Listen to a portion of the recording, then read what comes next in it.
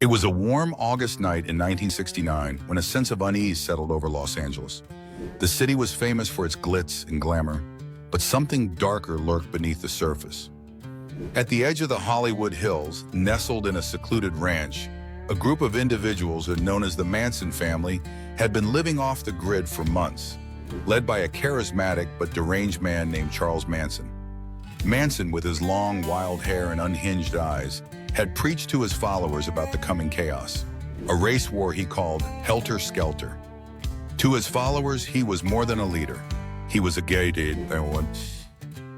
God, and they had followed him blindly, eager to do whatever it took to earn his favor.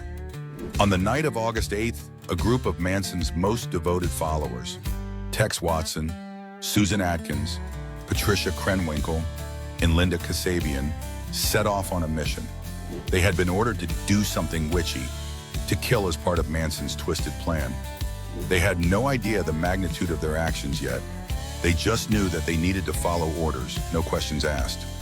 Tex, the de facto leader of the group for this mission, gave a chilling grin as the group approached the lavish home of actress Sharon Tate and her friends. It was an extravagant property full of expensive cars and the smell of a carefree Hollywood lifestyle. It was the perfect target for the chaos Manson had promised. Inside the mansion, Sharon Tate, 8 months pregnant, was lounging by the pool enjoying the evening with friends. Her husband, Roman Polanski, a celebrated director, was away in Europe working on a film. Sharon's calm, serene demeanor contrasted sharply with the madness unfolding outside her home. Tex and his followers snuck through the bushes, the night thick with the scent of impending violence. They cut the phone lines and broke through the gates. Tex led the way, his eyes wild with excitement, as he directed the others inside. Sharon was the first to notice them. Her screams shattered the silence as Tex lunged toward her, brandishing a knife.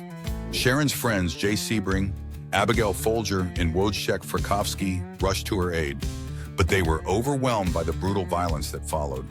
Each victim's scream echoed through the night, mixing with the sound of the crickets and distant cars. The killers, high on Manson's promises and fervor, showed no mercy.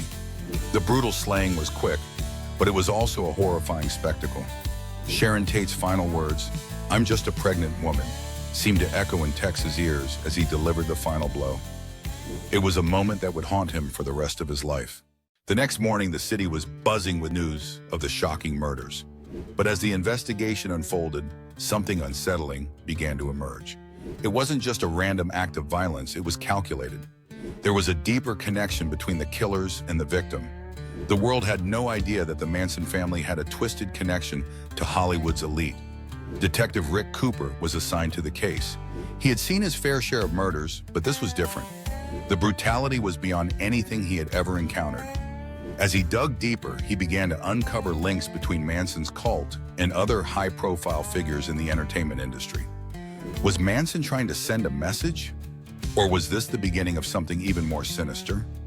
The more Cooper investigated, the more the cult's grip on its followers became clear. Manson had convinced them that they were agents of change, tasked with initiating the end of the world. But there was something else, something even more chilling.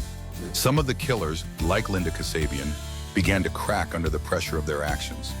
As Kasabian sat in her car, terrified of what they had just done, she realized that she had made a terrible mistake. The innocence in her eyes had long since been replaced by the cold knowledge of what she had become. But it was too late to turn back now. The next twist came when Linda Kasabian, struggling with guilt, turned herself in.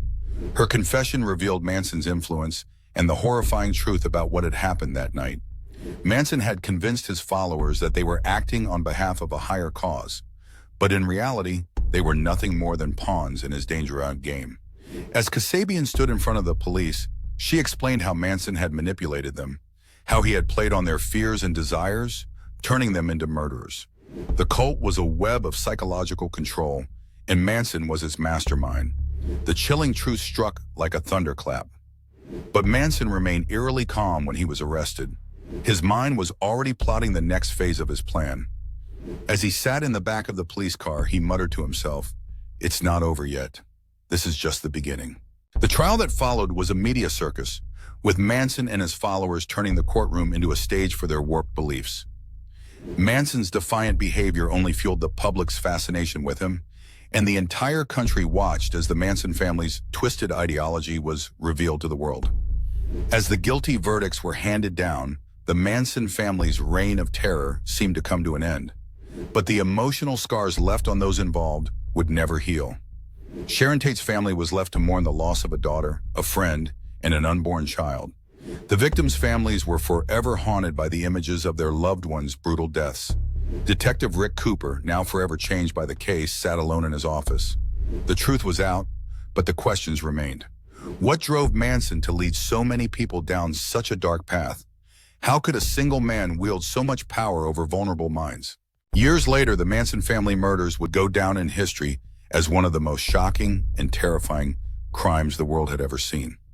Charles Manson would live out his life in prison, but the cult's impact would forever be etched in the collective consciousness. The world would never forget the horror of that August night in 1969, and the name Manson would become synonymous with madness, manipulation, and the power of belief. Like and subscribe for more stories that delve deep into the minds of those who leave a dark mark on history.